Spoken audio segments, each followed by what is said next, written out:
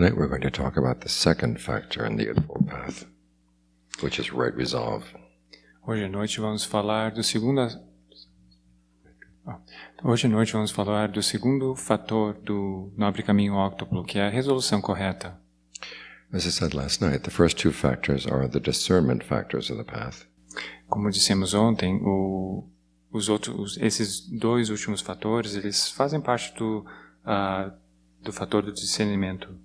Of the two factors, right view is the head factor.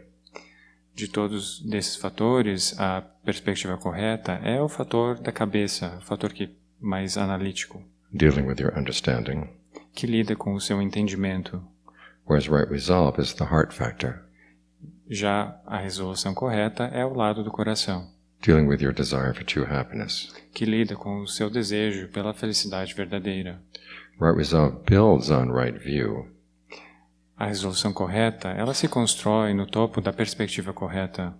In the sense it realizes that suffering comes from your actions. Quando você percebe que o sofrimento vem das suas ações. And so to avoid suffering, you have to learn to be very careful about how you act. Então, para que você previna o sofrimento, você tem que ter muito cuidado à maneira com que você age. Like right view, there's right resolve has different levels. There's mundane right resolve, and then there's noble right resolve. Assim como a perspectiva correta, existe a resolução correta que é nobre e a mundana. Então, quando estamos falando da resolução correta, como o Tanajan falou antes, estamos lidando basicamente com o nosso coração, com as coisas que desejamos, com os nossos desejos mais profundos, nossas vontades, o que queremos fazer. Por isso, sempre que vamos agir, resolvemos em certas ações. Isso aqui inclui a resolução correta, como vamos agir na nossa vida. E 3 coisas implicam nessas resoluções, nessas ações, que basicamente quando você tem a resolução correta em relação ao mundo, às coisas mundanas, elas vão incluir 3 coisas. É a renúncia à sensualidade, depois vem a renúncia à hostilidade e depois inofensividade. Ou seja, quando você resolve, quando você tem essa promessa para você mesmo da renunciar à sensualidade, basicamente está dizendo com coisas relativas aos prazeres sensuais. Por exemplo, então temos algo para contrabalançar, para contra-atacar essa sensualidade que é inábil, por exemplo. Aí usamos a contemplação do corpo, essas contemplações que nos ajudam a entender, a colocar o nosso corpo em uma perspectiva correta, porque o corpo, na verdade, é uma coisa muito importante na nossa vida. Ele pode ser muito útil para fazer coisas boas, devemos usar o nosso corpo para ser generosos, para ajudar as pessoas, para meditar, existem muitas coisas boas que podem ser feitas com o corpo. Mas, quando se coloca muita atenção nos prazeres sensuais do corpo, acabamos fazendo coisas estúpidas, porque pelo simples fato de, por exemplo, nos acharmos superiores aos outros, mais bonitos, então aí tem aquela competição que você se acha uma pessoa melhor porque você tem uma aparência muito mais bonita, você se acha uma pessoa bonita, e na verdade, quando você olha exatamente para todas as coisas que o corpo tem, você vê que todas as pessoas são iguais, você vê que todos têm fígados, todo mundo tem intestino. Se a gente tirasse por exemplo, um fígado aqui para fora e fizesse uma competição, quem tem o fígado mais bonito? Ninguém vai ganhar, porque, na verdade, o fígado é o fígado, os órgãos são os órgãos, e a gente tem uma tendência na mente de bloquear esta parte do nosso corpo, a gente tende a ver somente aquelas coisas que queremos ver. Existe um pouco de desonestidade, talvez, nesse aspecto de escondermos essas outras partes, que está logo ali abaixo da pele. Então existe, por exemplo, aquela imagem negativa do corpo que é saudável, que é basicamente essa, quando você compara que todos os corpos, no final das contas, em termos de órgãos e pele, ossos, são todos iguais. A imagem positiva não saudável é quando você se acha superior por causa dos outros. É por isso que temos o racismo, por exemplo, nos Estados Unidos ou em outros países, quando nos achamos superiores aos outros por causa da nossa cor da pele, ou enfim, todas essas coisas relevantes ao corpo. Aí então, essa é a resolução da sensualidade e a contemplação do corpo para colocar as coisas mais niveladas, para deixar as coisas não tão no lado inábil da sensualidade. Aí depois tem a renúncia da hostilidade, que você percebe que você não pode sentir hostilidade pelas outras pessoas se você realmente desejar ser feliz, porque se você prejudicar os outros, essas coisas voltam para você.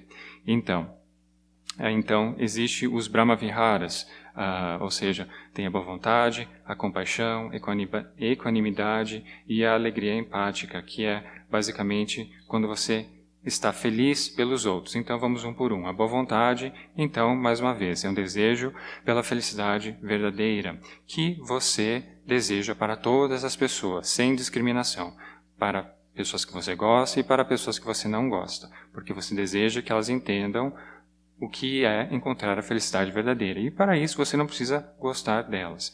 Aí depois vem a compaixão, que quando você vê alguém que está sofrendo, você sente pena dessa pessoa, você pensa, poxa, essa pessoa poderia sair dessa situação. Então isso é mais ou menos a compaixão. Aí tem a equanimidade, que é quando você não tem a capacidade de ajudar as outras pessoas. Você vê que alguém está sofrendo e você, por alguma razão, por alguma incapacidade, você não pode ajudar essa pessoa. Aí então, você tenta não sofrer com isso, você tenta ser equânime. Ok, eu não posso ajudar, talvez o karma dessa pessoa vai mudar no futuro, talvez alguma coisa, a outra pessoa vai poder ajudar essa pessoa, enfim. Então você não se deixa sofrer por causa disso. Então, aí temos a resolução correta mundana, que falamos agora há pouco, e depois, após isso, temos a resolução correta, que é nobre, que é basicamente descrita sobre quando entramos em concentração, ou seja, o primeiro nível de concentração, o primeiro dhyana, que significa você estar livre da sensualidade, você está livre de qualidades inábeis. É dessa forma que você consegue entrar em concentração correta. Se você não estiver livre da sensualidade e livre de qualidades inábeis, você não estará na concentração correta. Então, por isso que por isso que é uma resolução nobre. Quando você entra em concentração, você consegue concentrar a mente.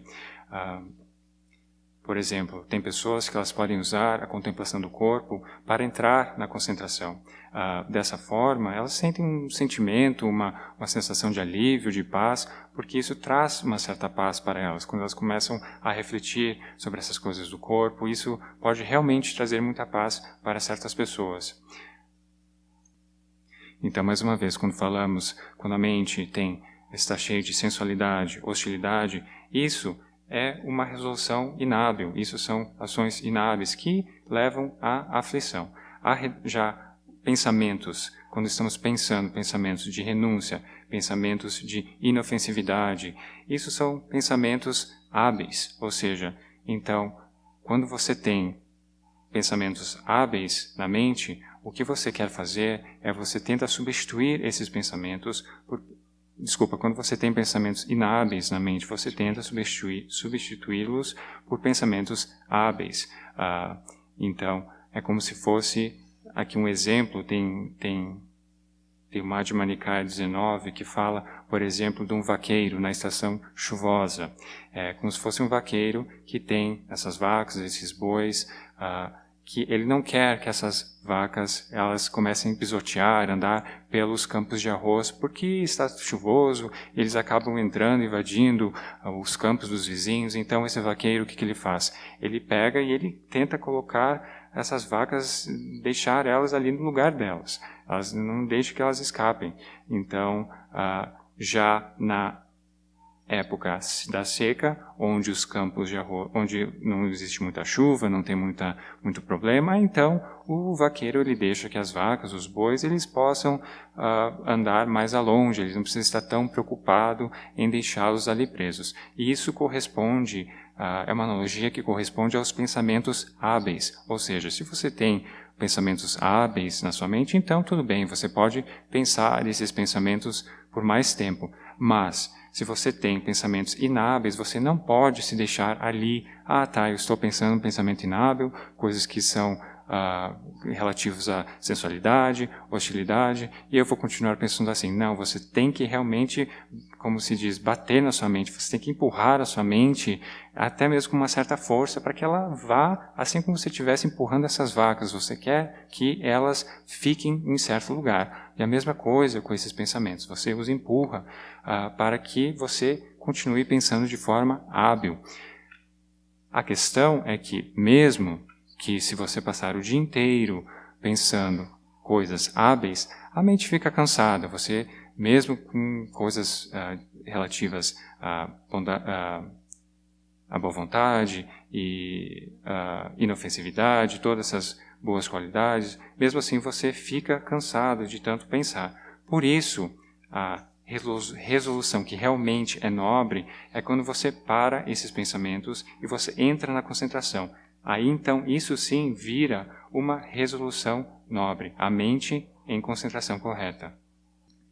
Então, basicamente, a perspectiva correta, ela vai informar os fatores que guiam a resolução correta. Você ter as opiniões corretas, o entendimento correto sobre a resolução correta. Então, por exemplo, aí temos entender, por exemplo, como funciona o karma em relação à perspectiva correta, guiando a resolução correta. Entendemos que existem vemos os nossos estados mentais de acordo com o karma e de acordo com certas determinações que fazemos, como a boa vontade, ou karuna, que é a alegria pela felicidade alheia. E usamos as três fabricações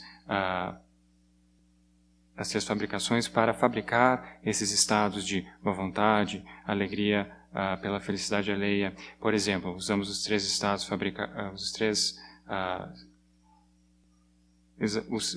as três fabricações. Usamos a respiração, a maneira com que respiramos, para nos sentirmos melhor, mais felizes, e aí podemos dedicar meta para os outros com mais facilidade, respiramos de uma forma mais agradável, como falamos com nós mesmos sobre as outras pessoas.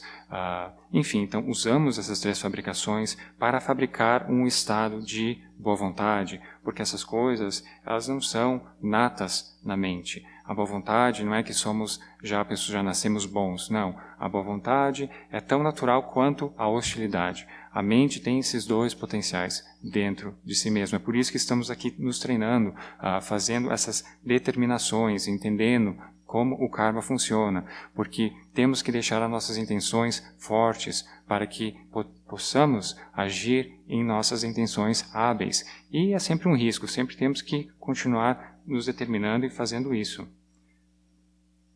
Então, a mesma coisa, o outro pensamento a respeito disso, a desejar o metta, boa vontade para os outros, é você entender o que significa desejar a felicidade verdadeira para os outros. Você tenta entender que a felicidade, ela deve ser vista de acordo com o karma. As pessoas vão ser felizes se elas agirem de maneira hábil. Então, você deseja que essas pessoas possam compreender as causas da felicidade e que elas possam agir nessas causas. Então, isso é a fabricação verbal que você está pensando. E dessa forma, você está fabricando um estado de boa vontade, você está respirando de maneira confortável e você continua falando com você mesmo, com percepções e com frases. Aí você cria esse estado de boa vontade na sua mente. E isso é sobre a boa vontade. Então, falando sobre, por exemplo, os prazeres sensuais, mais uma vez, só para dar uma frisada, que nem todos os prazeres sensuais, eles são ruins, eles são maus. A pergunta que você tem que fazer é a seguinte: qual é o efeito que esses prazeres sensuais dão na sua mente? E a outra pergunta que pode ser feita é, quando você age nesses prazeres sensuais, quais são as consequências kármicas que ele trará para você?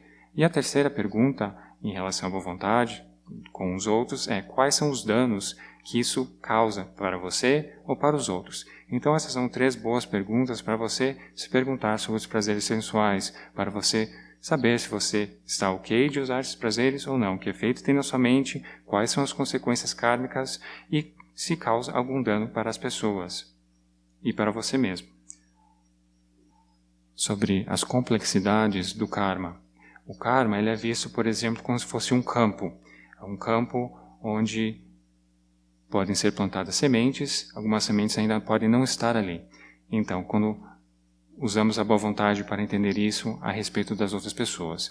Às vezes não podemos ver todos os potenciais ou todas as sementes que as pessoas possam ter em seu campo kármico, porque basicamente existe como se fosse uma conta de karma que está ali, mas a gente não consegue ter acesso a ver todo o histórico, toda essa conta de karma da pessoa. Por exemplo, às vezes você vê uma pessoa que está sofrendo, aí você pensa, essa pessoa merece, ela não tem nada de bom que vá surgir, que vá florescer no karma dessa pessoa. Isso não é verdade, porque a gente nunca consegue ver todo o potencial kármico dessa pessoa. Então, o seu dever, com a resolução correta, você resolve, você tem uma determinação que, ok, você tem energia, você se sente inclinado, você quer ajudar essa pessoa, então você ajuda, porque nunca se sabe, essa pessoa pode estar sofrendo e talvez com a sua ajuda ela possa vir a ter suas sementes boas de karma, podem vir a florescer. Então você usa a boa vontade, a compaixão, para que você ajude as pessoas porque você não sabe se elas podem ou não ter o potencial para se libertar do sofrimento que elas estão passando no momento e se você vai ter, de repente, o karma para ajudar essa pessoa. A motivação que você faz isso não é porque as pessoas merecem, esse merecem entre aspas, que eles merecem a sua ajuda, ou porque todos somos ou porque todos somos naturalmente bons. Não, você faz isso porque a sua motivação para interagir de forma hábil com os outros é para a sua própria proteção. Você cria bom karma para você ao ajudar os outros e você se protege a você mesmo. Se você não quiser ajudar os outros, no mínimo você não cria nenhum dano para eles, porque isso, na verdade, é para o seu próprio bem. Você tem que entender que ajudando os outros ou se prevenindo de causar danos aos outros não é por ganhar algo, a não ser a sua própria proteção. Você protege as suas intenções, você protege o seu karma, o seu futuro, e você começa a construir o seu futuro dessa maneira, porque você vê que os Brahma-viharas, que é a meta, a compaixão, a equanimidade, a alegria pela felicidade alheia, essas 4 Brahma-viharas, elas são usadas como determinações, são intenções da resolução correta, que usam a sua força de vontade para que você haja sobre essas coisas. Por quê? Porque a boa vontade e essas outras coisas, elas não são orações. Não basta desejar, pedir para um ser superior que as coisas mudem ou que alguma mudança aconteça na sua vida ou na vida das outras pessoas. Por quê? Se orações funcionassem, então não haveria nenhum pobre, nenhuma pessoa feia no mundo, ninguém morreria cedo, não haveria nada de ruim. Ou seja, então quer dizer que as orações não funcionam. O que funcionam é a determinação da sua intenção, a sua força de vontade. Você usa a sua força de vontade, essa determinação, para que você possa agir nessas qualidades hábeis, para que você possa vir a ajudar os outros, para que você possa vir a trazer uma energia hábil, colocar energia hábil no mundo para ajudar os outros e atuar nessas coisas que são hábeis. E isso é o que cria uma mudança positiva no mundo, e não orações.